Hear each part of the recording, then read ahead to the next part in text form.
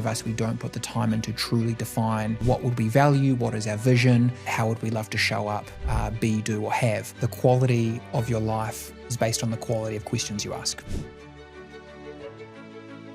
If you can't get excited about the future goal for a key area of your life, it's a good indicator that maybe a bit more, it needs to be more values aligned for you with the work that you do.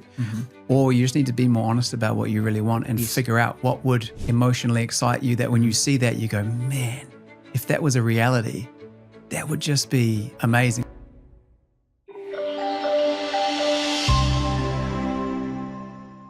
Greg, how are you? Yeah, good. Good. It was a great last episode with Matt, and I think he's done some awesome work on his values. So looking forward to getting into that today and fleshing it out a bit more. Absolutely. Yes. The goal with that, as per this, 3-part series on values and the priorities, purpose, is obviously, practical episode, taking a client through the actual process for the first time. So, I trust the viewers, et cetera, got a bit out of that. And as we discussed in the last episode, they can go online and download the resources. We've also got we're going to be referencing some of those resources, and also even circling back to the goal setting episode, the other earlier, and some of the resources there. So a lot of value hopefully today is all about the practical strategies about how to design your life around your values and purpose after building clarity and further direction in that. I'm excited to have you. Obviously, you're a core character of the show, you could say, but I'm excited to draw on your expertise for this today, Greg, obviously, in the work that you do with helping people redesign their business and their life and what do they want. Obviously, I do that myself as well, but as I was saying before the show, the priority work that I do with people tends to be getting them unstuck, setting them up so they can move forward. And yes, people come back to me for the life redesign, and I selfishly love that, but really the bulk of my time is getting people unstuck. Versus you are probably a bit more of the how do we actually design this thing practically. So let's see how we go with that. How are you feeling about it? Yeah, I'm really excited about it. I'm really passionate about this topic and how to build a purposeful life. I think because there's, particularly for business owners that I work with predominantly, there is an end goal or end state or a 10-year vision or something that they're working towards, and then everything in between isn't necessarily values aligned with what matters most. And so you can find that by the time you get to the end of that time period, you've actually missed out on what mattered most to you during the journey. And how you spend your time is how you effectively spend your life. And so we can spend our better years doing the things that don't matter most in order to one day have them, and then find by the time we get there that we missed out on living while we had the things we needed and wanted right in front of us. And so the taking time to build a purposeful life is amazing to what matters most to me, what are my values, how do I live those out practically, and what does that look like day to day, week to week. And I think for my personal journey with my wife, Laura, is looking at a weekly rhythm of what do our values look like lived every week, and what if that was a sustainable rhythm that we could repeat and not want to take a holiday from, not burn out from, and then framing it like that. If you're not going, hey, there's a holiday coming that I can just fall over the finish line, if there's not some future 10-year goal that I'm just hustling for and working, making the money for, then it's just a totally different way to live, but it takes a lot of intentionality. So I love this as a topic. I think starting with the intentionality is huge. And in the spirit of that, if you are listening today, please, my recommendation would be please ensure that you have a pen and paper ready. Of course, that's just a strong recommendation. Do as you will. Maybe you choose to rewatch these episodes. That's on you. But as we were speaking about there, right? Intentional, which means taking the time to define some things. And I think I've also alluded to, you'll actually connect the neural wiring in the brain through neuroplasticity by actually writing, speaking it out loud, but also writing it out is actually the most effective. So let's make this as practical as we can with, whether the listeners download the resources and fill that out and make the most of it, perhaps, or they just write down some of the key questions or key ideas, or however they want to do it. I think you even said to me before, you've got some clients or colleagues, friends who they'll take some time off once a year. They'll go away, with the wife, with the family, define these things. So there's lots of different ways you can do it. Maybe to set the scene, and of course there's no right way to, you'll get out of this what you put in, right? But any recommendations or reflections on your end? Again, you do a lot of this work of what you've seen people, how you've seen people prioritize asking themselves these questions and defining it. I know you've been you're doing a building course on that as well. Yeah, absolutely. So I think a key phrase is change of place and change of pace equals change in perspective. Oh, love it. So change of place, go somewhere different, go somewhere maybe that gets your creativity going. I've got friends that live in Christchurch and they'll travel to a bigger city for them. If you're listening from overseas, that's Auckland. They go to a big city and they're like, for them, that's the big smoke. And they go to restaurants that they like, they go to creative places and they feel like they can dream. So change of place. For me, that would rather be going out to a local restaurant or getting out into the bush or going out to an Airbnb for a weekend, something like that. Change of place. Change of pace is about being able to slow down, being able to enter a reflective state. So much of our life is responsive or sort of knee-jerk reaction to the needs and things that we have. And when you're in a mindset of getting stuff done, it's quite a different mindset to dreaming and thinking about what could be possible. And when you're doing this, when you're in designing mode and looking about planning to do that instead of living by default, you need to have a pace that allows you to do that without feeling rushed. Yes. And then that change of perspective often comes. So I'd first say that, and then for some practicalities, I've got a friend at the moment. He and his wife are going away for 4 days. They've been hustling with their business and working hard for a couple of months, really burning the candle both ends. And they've gone, we're going to get away. We've got an Airbnb. We're looking at the next season of our life. And I was like, man, 4 days is amazing. Other friends that'll take a day and they do it each year. And again, husband and wife, they love cafes and restaurants, and they will eat their way around, beautiful spots while they're talking, discussing, and they have a number of questions that they ask. So maybe they go to a restaurant or cafe and they have a few questions they'll do. How was last year?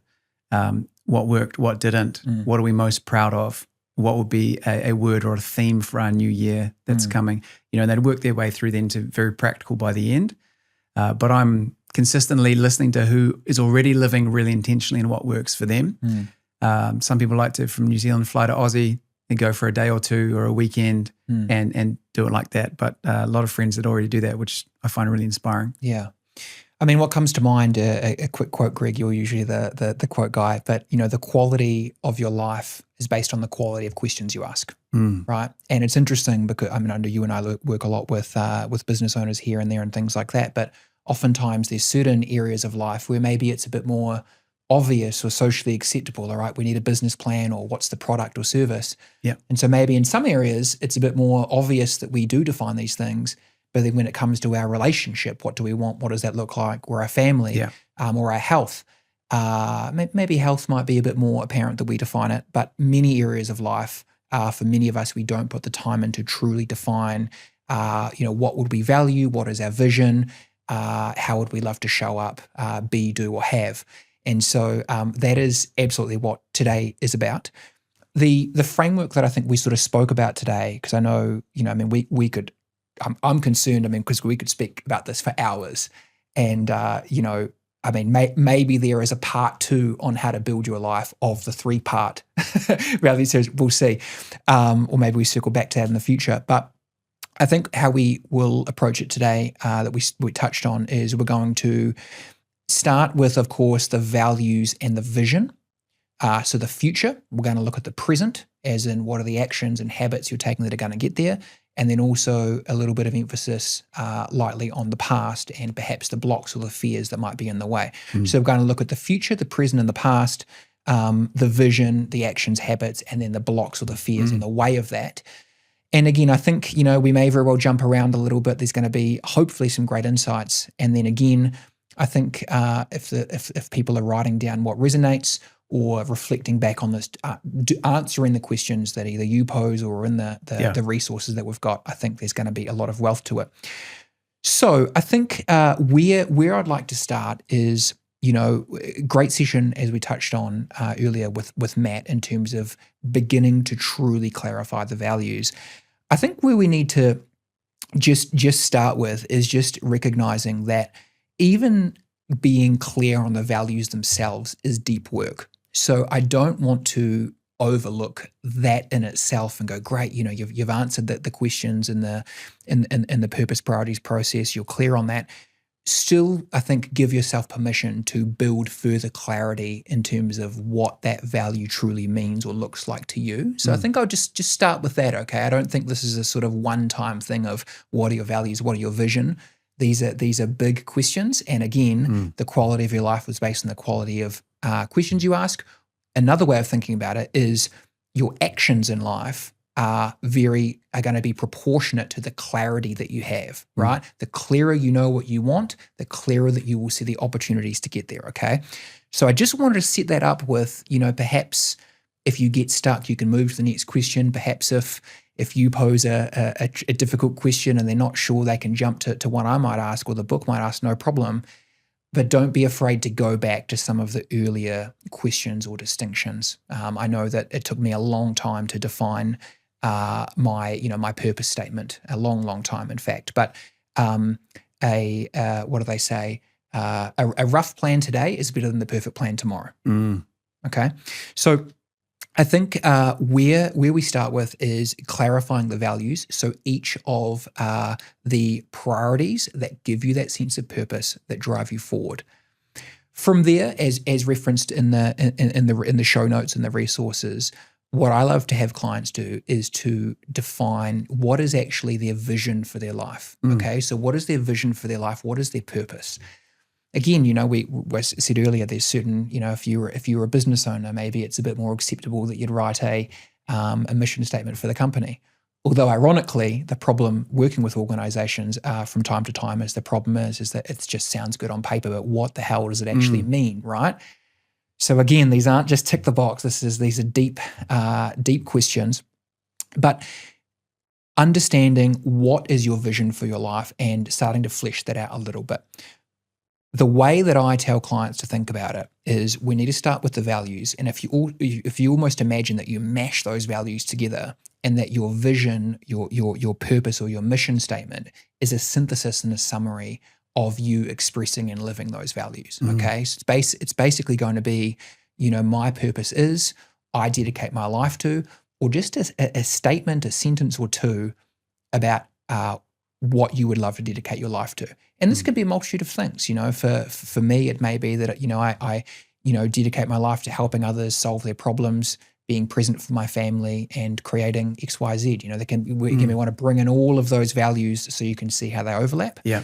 And again, the clearer that you are in that, the more that that will absolutely drive you forward. Bit in that already. And again, please reference the show notes for how to actually guide yourself through that. Thoughts on your end, Greg? 100% agree with the clarity piece. And I think that's what's often missing, is that we've got a vague goal and it doesn't actually motivate us, or we don't have clarity on what that looks like. Definitely, I'm sure most people don't have a written down vision for their life or who they're becoming or how they want to show up in the world, what they want to be, who they want to be, what they want to do, what they want to have. So I think that's amazing. Yeah, and I think one exercise I get people to do, I think that can be really helpful, is doing a funeral exercise, which is basically having people imagine themselves. It's a bit heavy. I was just going to say, we are going heavy, mate. Yeah, it sounds morbid, but it can be really helpful if you kind of go, I think my vision might be this or it might be that. I got the exercise from Stephen Covey's book on the 7 Habits of Highly Effective People. And it basically is, imagine a funeral, you go up to the coffin, it's you inside there. And it could either be done as present day or could do it as a future one. But present day is really helpful for what actually matters to you for a future vision. Someone from each key area of your life gets up to share a few words. There's someone from your family, there's someone from your workplace, there's someone from your friend group, there's someone from maybe your church or community group, and there's someone from the extended community, wider community. And they get up, what would they say about you? And if you sit in that and you hear what they might say currently, there's usually a bit of a gap on what they might say and what you would want them to say. And I personally found that helpful to work out, well, what is my life about? What would my purpose statement be? And it's not just about what I have. There's a big part of, like you said, who am I being? And therefore, what am I doing? And what do I have as a result? But that can help to clarify the purposeful statement. You go, well, what would I want them to say? And if my life extended 10, 20, 30, 40 years, depending on your age, and I didn't pass away before then, what would I like them to say at the end of my life? Because you can do it currently if a tragedy happened right now, how are you currently living your life? When I did that, there was a huge gap between what people would currently say, or I perceive them to say. But that can be a way to further clarify, a general purpose statement of what matters most to you. And that, with going all the minutiae of things that we get caught in, or building businesses, or, relationships and family and everything else, the stories people tell about you, the legacy that lives on, that's we don't often spend time to think about that, but that can be a way to, or a little exercise to help you clarify from your values, what would that look like with those values lived out. Greg, I love that. And I'll tell you why, in addition to all the reasons you just said. One is, very key idea there of, each person from each different area of your life, what would they speak to, right? Whether that's each area of your life or each different value, I think they would overlap, right? The different, areas that you take action on or that you value. So it covers a variety of you could say different, how you express your values, right? And how that would be seen and reflected in your life. The other, and you probably wouldn't have envisioned it from this perspective, but obviously just from the sort of, depth or root cause psychology work that I do. Another angle to that, which I absolutely love, is we speak so much on when we do our breakthrough questions and we have the callers on understand, on the real relevance of how these past pain points, traumas, and these experiences we have, how they not only keep us stuck, but they tend to direct us in terms of this into a different direction, very often a short-sighted sort of pain avoidant based direction, which conflicts with our values or keeps us stuck. Now, what I love about what you just said there is it is oftentimes, and it's obviously a core idea of the show for a reason, it is often very hard to separate out what do you truly value and want your life to be versus, who do you think you need to be, right? Or, I've had this pain, I felt my father didn't believe in me, so I'm going to build this business to show him that, right? And maybe you do value building businesses, or maybe you do, value relationships or whatnot. But sometimes it can be very slippery, very, very hard to differentiate between what is, again, coming from that pain compensation and protective instinct, right? That is sort of overcorrection to avoid that pain versus what is values-led. And so what I love about that exercise there is I feel it has the potential to be a real fantasy breaker, not in terms of, what are the ways I need to achieve now, which can look like our values. And very likely they tap into our values. But remember, we'll always come back to what is the highest, most meaningful expression of your values. So that way there, I think also could serve as a bit of a fantasy breaker, i.e., someone loves the idea of building a business or building a family, but perhaps they're over-investing in that. And this question there allows them to actually look at the bigger picture of their service or their other values. So I think there's a lot in that question. I could speak to that for a long time, but that's powerful. So we've got the values and the vision statement. Again, that's going to be in the resource here. We've got your exercise there. Absolutely love that. If you're listening to that, go back, write it down. Then the other end, we'll spend a bit of time on this now. So now it's also important that we look at, what are the actions, the habits, the behaviors that we need to build to actually get us there, right? I think for many people for many of us, we're stuck not knowing where we want to be.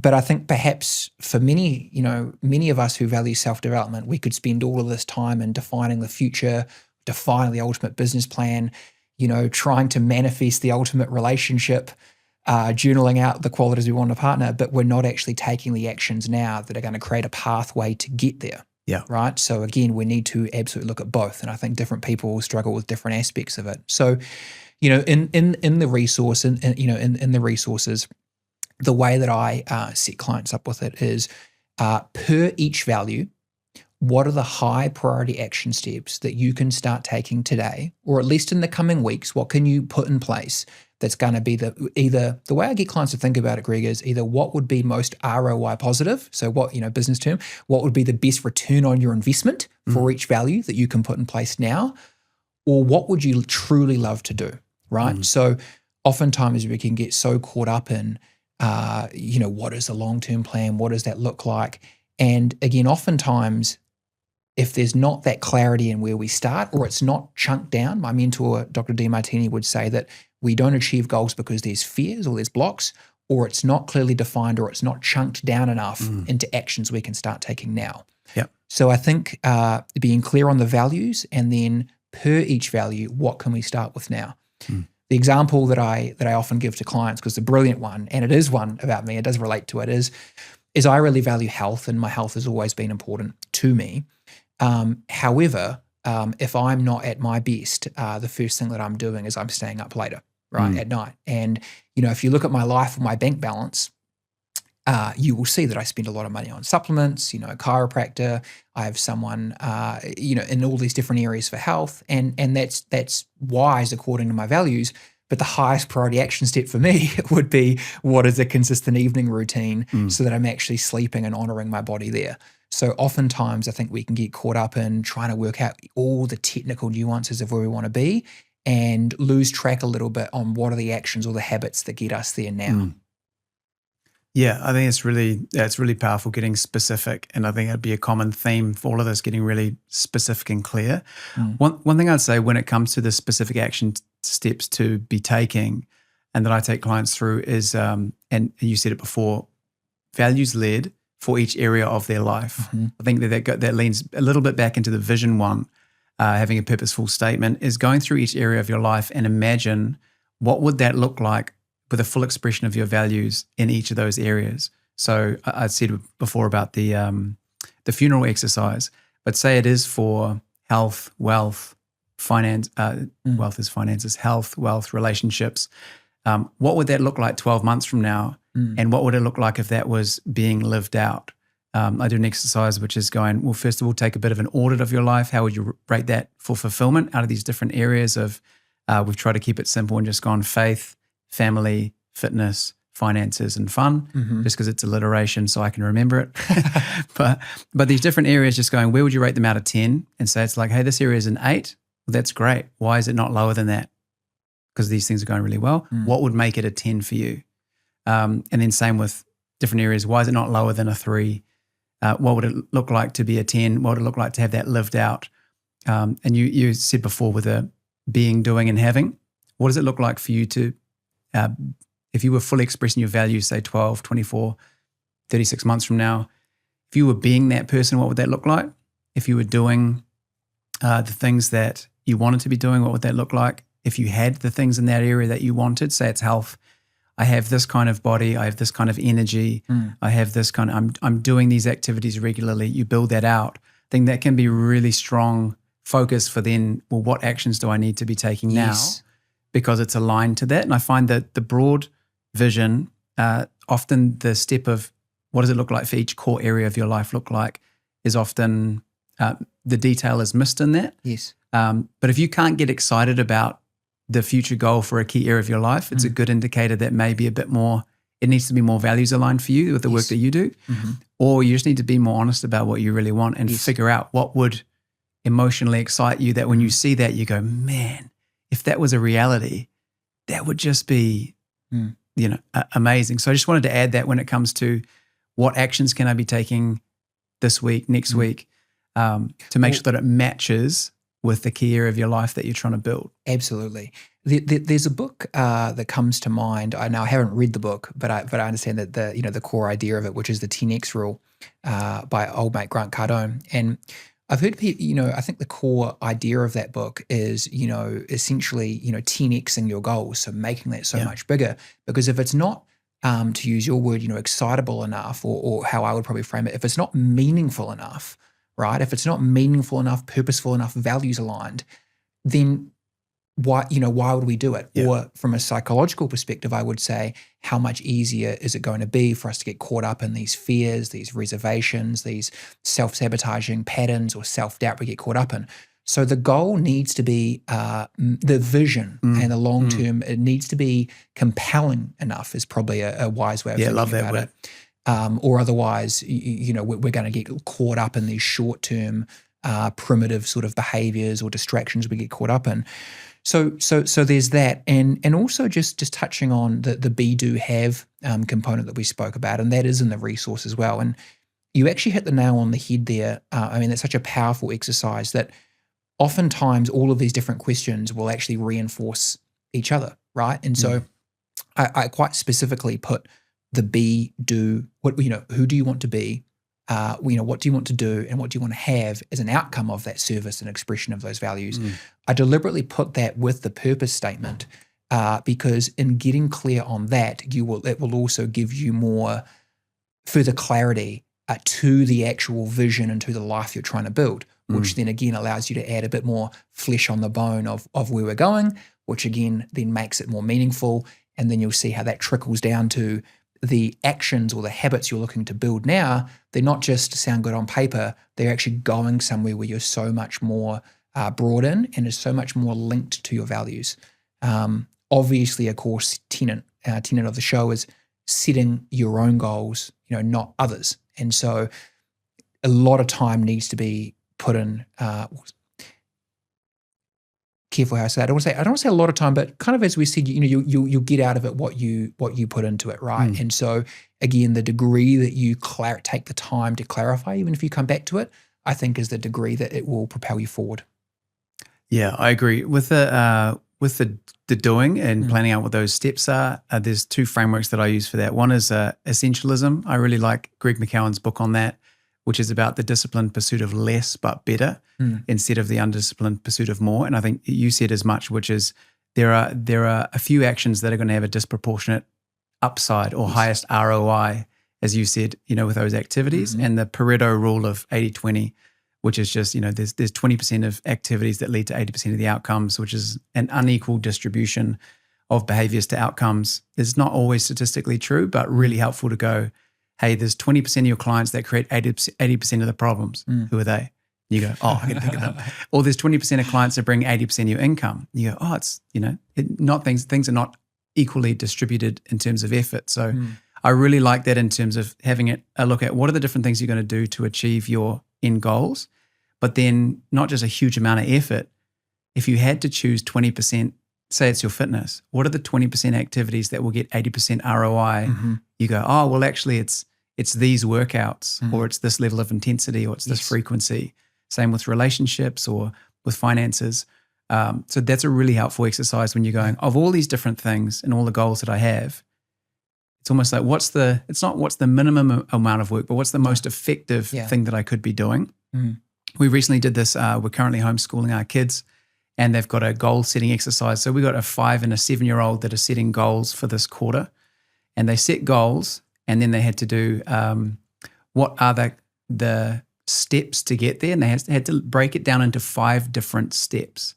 So say the goal is to be able to read a book. It's, well, you could imagine breaking that into learning my letters, learning, 3-letter words, whatever the steps in between. Chunking it down. And it's a 5 and a 7-year-old chunking down into 5 steps, a 3-month goal.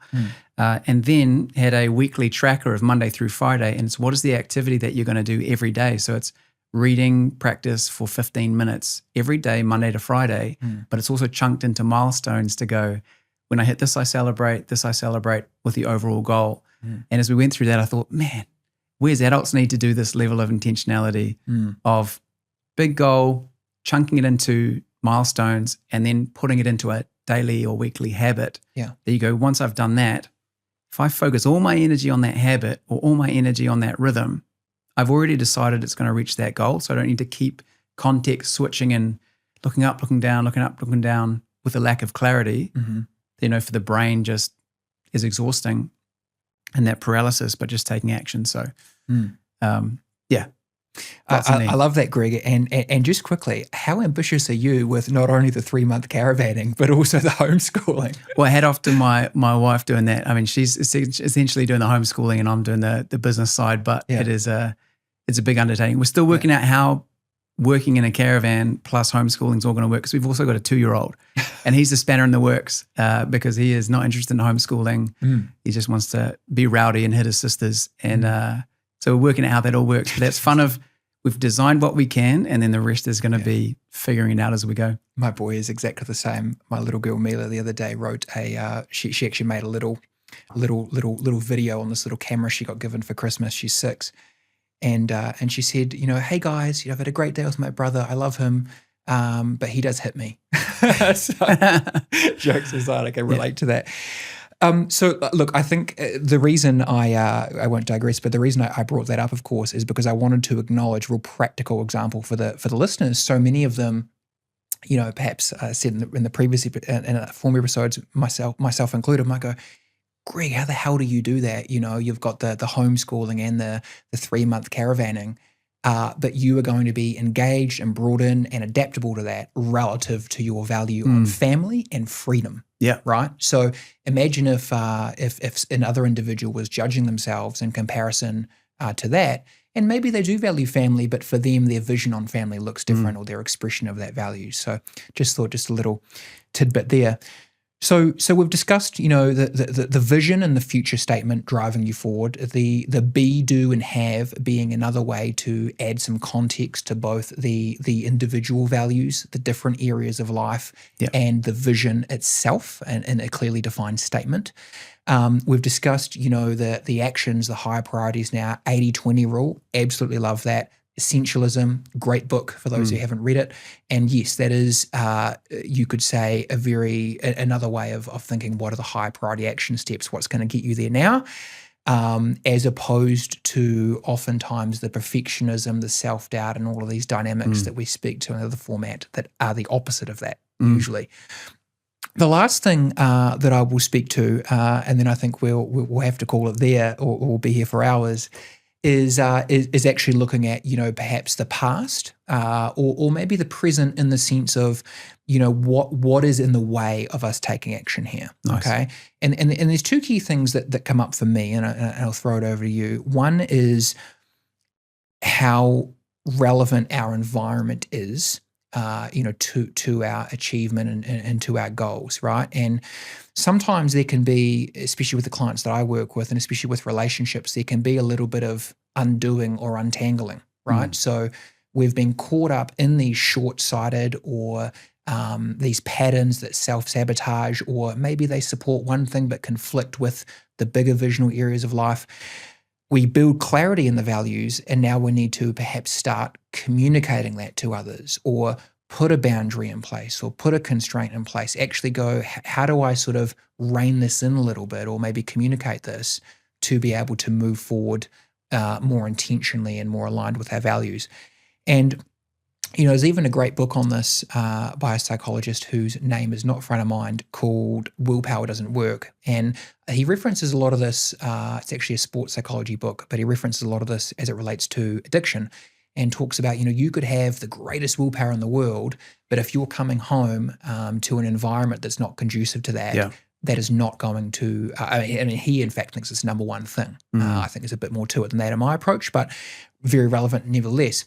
And I think whether it's your home environment, your relationships, or perhaps, as we speak about on the breakthrough question format a lot, what have you unconsciously set up in your relationships or your wider environments that are actually conflicting with expressing these values? So the core idea with this is, I think, identifying and acknowledging what are some of the blocks and or fears and patterns. And I won't speak to that too much now, because that's literally every of the caller episodes we do, so people can listen to those, of course, and try and draw some insights.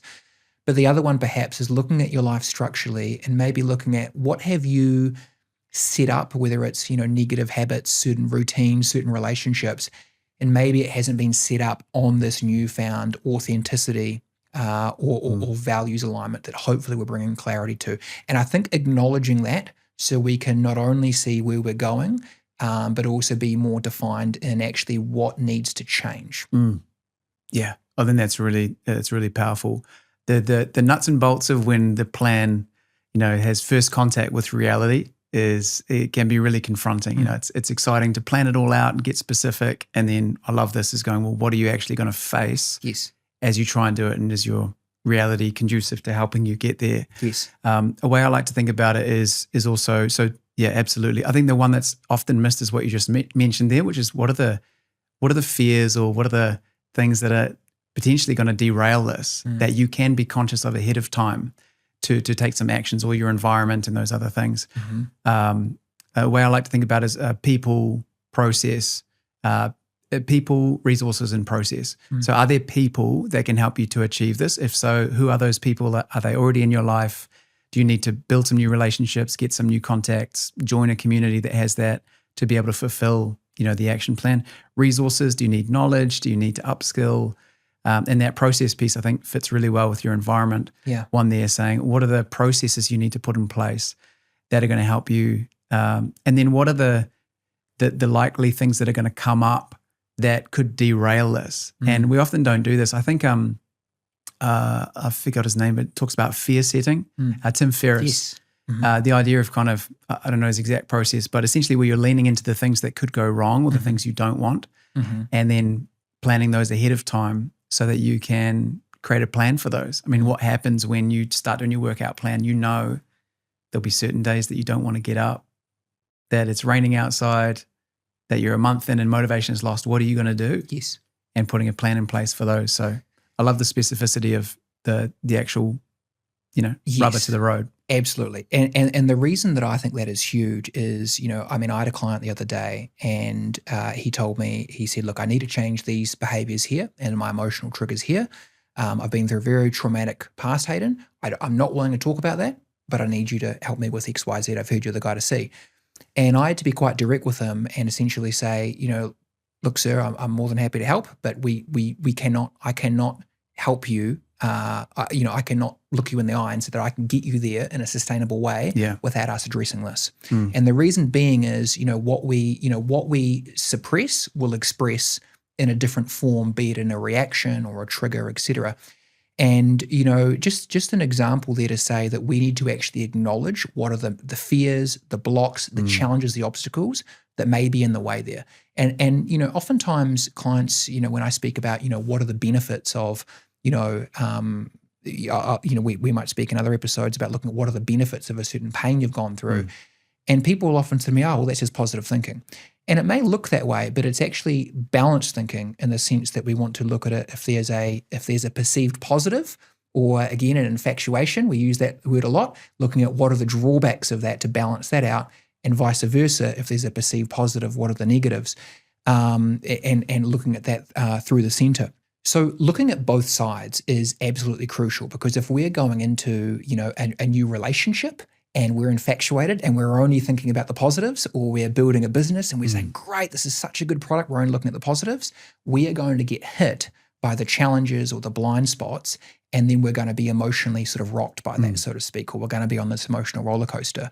And so always acknowledging and bringing conscious, like I said with that client, we need to tackle this head on and acknowledge, at the very minimum, if we're not working through it, we need to acknowledge it. And we need to acknowledge that it may be influencing us, and then contrast that to what our values and purpose are and how that is so much more meaningful and worth fighting for. Because if we just do the vision piece and the value, I mean, obviously huge and so much value in that, but I think if we're not acknowledging the blocks in the way, then we'll just have this cognitive bias that comes in and it tells us, oh, well, you know what, maybe don't worry about it. Maybe just settle for this. Or conversely, you know, like that client, you will have that past trauma come out in a different way, versus him thinking, no, I'm over that. I want to deal with this, but actually understanding how they can conflict. So that's a bit about, you know, where I would just lightly touch on at least identifying or fear setting, as you said, as old mate Tim Ferriss calls it. Closing thoughts, Greg. Again, obviously so much more. Yeah, absolutely. There's two things that have come to mind just in closing thoughts. One is that you've said on a previous episode, when you look at the good things that you're shooting for, what are the downsides of those, the potential downsides? I really like that, because it's such a different way of thinking. You say, hey, well, if you do get fit and healthy, what's the potential downside? And you go, oh, there aren't any, and you think about it, and there might actually, or say you make a bit more money. what might be the potential downsides to know ahead of time. The one other thing would be deciding what you're going to give up in order to achieve this. So, and sorry to interrupt, but just quickly, that is something that you would bring conscious as part of that exercise that you just referenced, right? You would say, oh, actually a cost to prioritizing my health and fitness is that's an hour less with my kids straight after work, for example. Yeah, right? I might need to go to bed earlier so I can get up earlier, and then I'm also, Yes, and so just quickly looking at the cost not only allows you to break any fantasy of, oh, it's going to be so great, but let's get real with it, but it also allows you to audit, are these goals actually values aligned? Because if you look at the drawbacks and you are disincentivized, that's actually not a problem. That's being authentic. That's actually recognizing what you truly value. Yeah. Versus if you can acknowledge the costs, but still have the intention to move forward, now you're actually going forward, acknowledging both sides and acting from purpose, not pain avoidance. Absolutely. I'm reading a book at the moment called Go One More. And it's a lot of it is to do with health and fitness, but his entrepreneurial journey as well. And he tells a good example of this. He tells a story about a friend of his who's going to do a crazy 100-mile race, or it might have even been bigger than that. But he was putting it off and he wanted to do it for a couple of years, but he acknowledged to himself he wasn't willing to put in the work and the suffering in order to complete that race. And because he'd been a racer for many years, he knew that big race, he knew the suffering that goes involved in training for an ultra marathon. And the reason he put it off for years is because he was counting the cost before he signed up for the race. And then when he was all in, he said, I am willing to suffer for the training to be able to do that race. Then he signed up for it. It's a great example of exactly what we're talking about is what's the downside of doing this race? The hours, the suffering, the mental games, the everything else.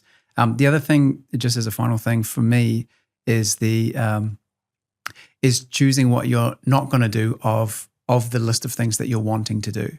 So a realistic expectation that there's multiple goals, multiple things you want to do, but choosing realistically with your time and limitations, what can you focus on and what are you choosing intentionally to not focus on in this season because you physically cannot, and that's just a good way to approach your human limits is to say it's the disciplined pursuit of less but better. And so right now I have all these goals, but I'm going to choose maybe this one or two to focus on for this next quarter. And I'm intentionally not, I think you've said this before, in this season of building business, you've intentionally not prioritized health in the same way because business is taking this focus and family's taking focus. And then that's just, I think. Can you tell? Absolutely. No. I was jumping in with an affirmation. Absolutely. I can tell you're fit. No. But that's a common thing to go, I'm going to improve all areas at the same time. And I think that's part of the realistic strategy is to go, I'm not going to do all at once. I'm going to choose which ones. And that means I'm saying no to prioritizing some of these as I walk this out. Yes. Which might lead a bit more into that second one that you talked about prioritizing. But I think that's really important, especially when we're encouraged to do everything, be everything, increase is just being conscious of our limits. And I think, to close, I think what you said there about, the prioritization and what's realistic is a beautiful but practical way to end because we're defining the be, do, and have and what that would look like. We're defining a long-term vision, but we're also sort of integrating, the past, present, future, and being real on, what is this? So we've got something so meaningful that we're working towards and how that supports all the values, but we're in pursuit of the mission and how we actually build that out. As opposed to, as we speak about a lot, right, the unrealistic expectation, the fantasies, the projections that we put on there. So it sort of integrates that and also further clarifies that vision, that direction. All right, Greg, I think we will call that there. Let's do it. Yeah, like I said, I think perhaps there's building a purposeful life. That's potentially not a one-off topic, but thank you for your contributions today, and all the best actually with your upcoming life design course that you are testing. Yeah, looking forward to taking people through that over a day. Yeah, excellent. All right, well, that is part 3 for how to live a purposeful life. I trust that you have got something out of today's episode. As discussed, I hope that you had a pen handy. If you didn't, please go back, if relevant, listen to it. Look in the show notes if it's helpful. Look at the purpose priorities process, the goal setting handout. You'll get out of this what you put in, but trust it was values based. Until next time.